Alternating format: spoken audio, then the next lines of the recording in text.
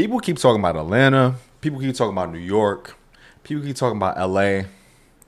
But I think one of the biggest stories in music right now is happening in the Bay Area and in Northern California. And the crazy part is, most people aren't even aware that it's happening. They aren't paying attention at all. Like, we are witnessing the Bay Area Renaissance right now. That's what I like to call it, the Bay Area Renaissance. So that's not just the music, that's in business, that's in film, that's in fashion, that's in culture, period. And it's happening at every level. Let's start off with Empire. What started as an independent distributor has quietly become one of the most powerful companies in the industry. They're doing deals all over the world right now.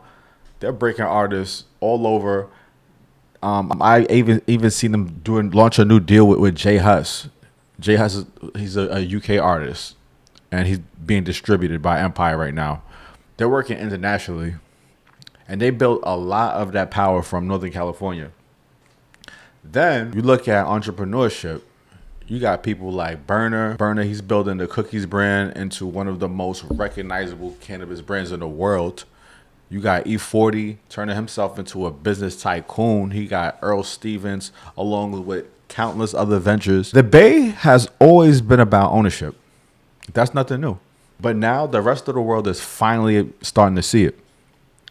Then you look at artists like Larry June, who has become one of the biggest independent successes out of California and hip hop, period, as of recently. His influence is everywhere right now. His lifestyle branding, his music, his business mindset, you see it in a lot of places. People are buying into the entire ecosystem. Then you got One Umbrella, which is basically a super group comprised of artists like Lil Bean, Lil Yee, 22nd Jim, All Black, and Zay Bang. Now that's one of the biggest new movements, not just individual artists. They are really a movement coming from different parts of the Bay Area and collectively making great music. Then you got producers making noise nationally. You got P-Lo working with Drake. You got Kari, the R&B singer. He's also connected to Drake's latest era. You got Overcast, who's a rapper and a producer. He also produced for Drake on his latest Iceman album. The Bay keeps finding its way into the mainstream music, and people don't even realize where it's coming from. Then you got artists like Rex Life Rob, who's one of my favorites. He's quietly building one of the strongest catalogs in independent music. Please tap in with him. Like, an amazing artist. Rap, sing, funny, witty, all of that. You got Kehlani still doing her thing, representing on the R&B side. You got Tia No More. She's a rapper. But you may know her from doing films. You got people like Ryan Coogler. He's becoming one of the most important filmmakers right now in Hollywood. You know, just won an award for Sinners. I believe it was an Academy Award. And all of this isn't even new. You know, the Bay been influencing culture for decades. The movie that Mac helped spread Bay Area pimp culture across America. I wouldn't be surprised if rap really came from the Bay, low key. Then you got people like Master P. He's talked about learning his game from the Bay. Lil Jon has spoken about the Bay Area influence. Artists from Detroit show love to the Bay Area all the time. You hear people say like the Bay Area and Detroit are cousins due to the similarities in the sounds of the music. Currency shows hella love to the Bay. Juvenile shows hella love to the Bay. The influences go way beyond Northern California, I would say. Even recently on Drake's album, he's quoting Mac Dre. Everybody's talking about that right now.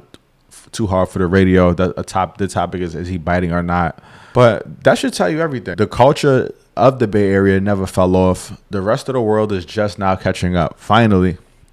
And then you got the possibility of SOB RBE making a real comeback. It seems like they are reuniting, and that's huge. That's very huge to see because they were one of the most important groups to come out of the Bay Area in the streaming era. What's interesting is I wasn't always tapped into the Bay Area either. I'm not going to cap. Before around 2015, I wasn't paying much attention. Then I started digging deeper. You know, I was dating a girl from the Bay. I was managing a DJ who used to put me onto a lot of Bay Area music.